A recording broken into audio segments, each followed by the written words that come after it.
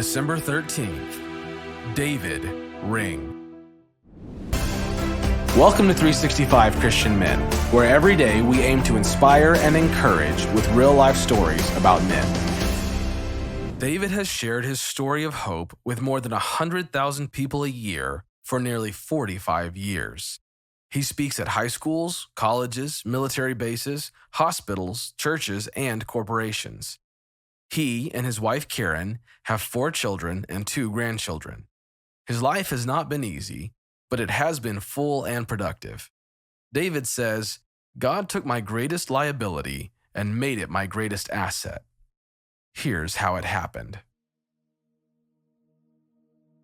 Sometimes we throw away broken things, but God treasures them and puts them to work.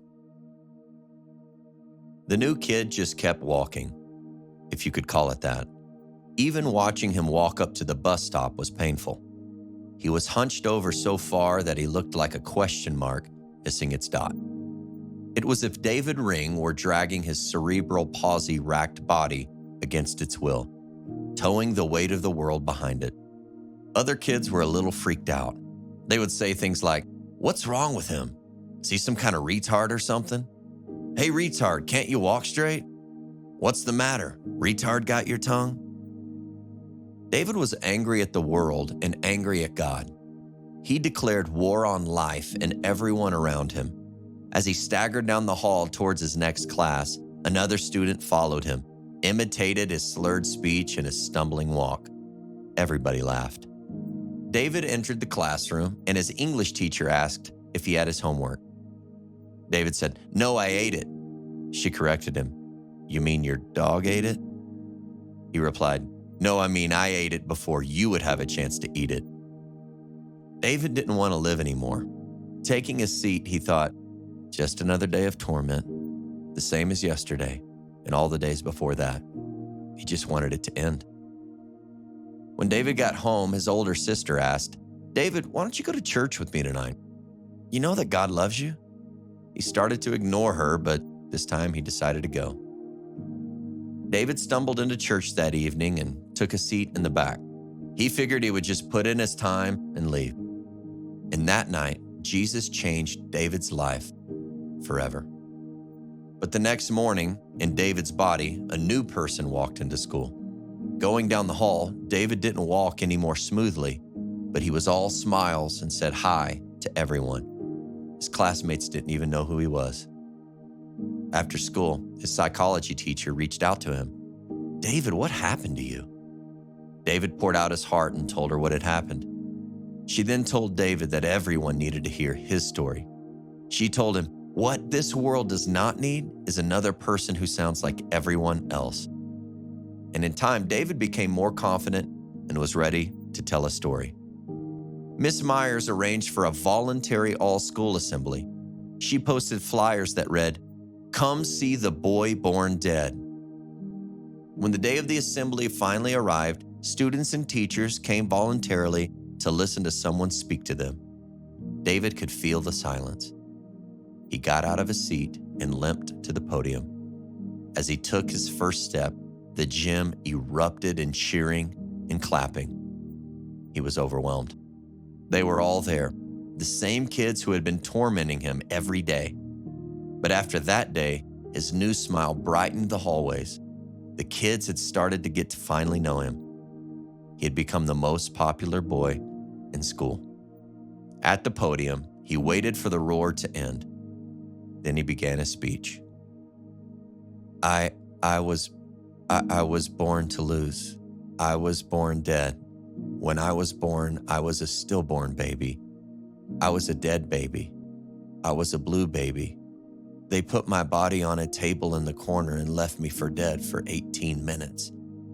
But it's not over until God says it's over. One night, I went to church. I didn't want to go to church. I'd been to church, and I knew God didn't love me. If God loved me, why did God take away Mama?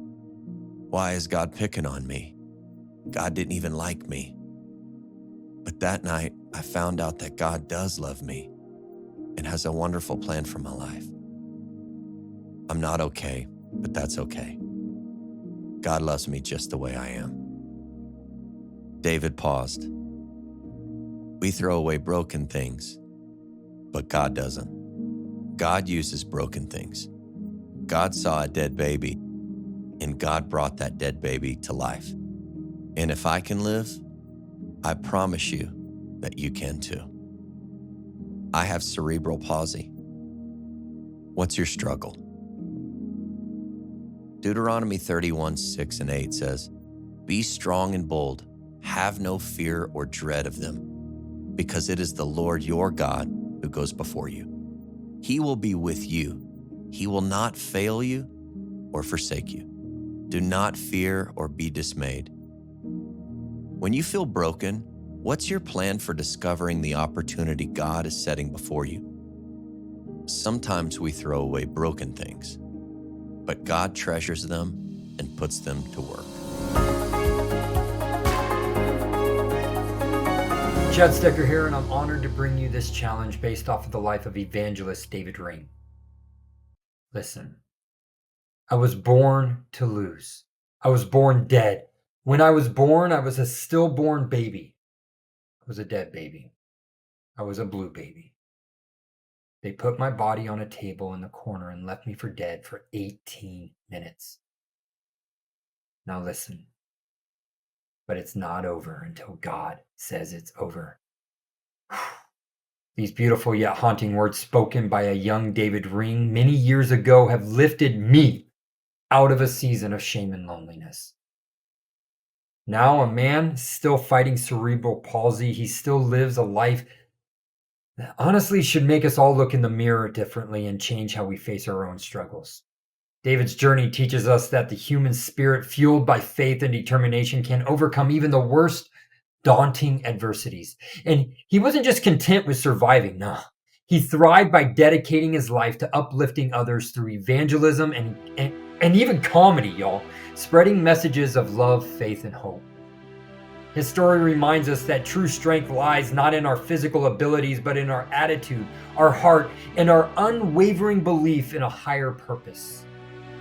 We all have challenges, and we all face them daily, but like David Ring, we can choose to transform those challenges into opportunities for growth and inspiration. So my challenge for us all is this. Let us draw courage from David's remarkable life. Let us remember that every obstacle is a stepping stone and every setback is set up for a greater comeback. And I've said this for years now and believe it more than ever. God sets up our setups to set us up. With faith as our foundation and perseverance as our guide, there is no limit to what we can achieve.